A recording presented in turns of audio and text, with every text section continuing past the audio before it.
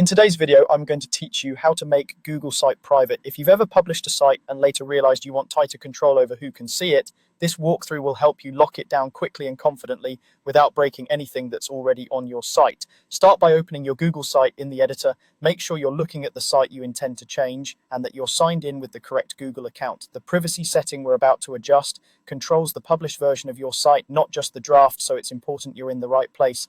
Next, look to the top right of the screen for the Publish button. Click Publish and then choose Settings from the menu that opens. This takes you to the publishing controls that govern who can view your site once it's live. It's easy to confuse these with the sharing options for editing. We're not changing who can edit the draft. We're changing who can view the published site. In the publishing settings, find the section labeled Who Can View My Site. Change this from a public option to specific people.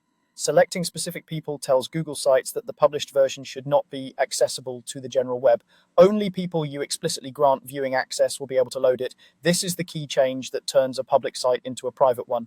Now, remove any existing public link so the site isn't reachable by anyone with the URL. If you see a public or anyone with the link option listed, use the Remove Link control next to it. That action disconnects the public audience from your site, which means the old link will no longer work for strangers and search engines won't be able to crawl new content.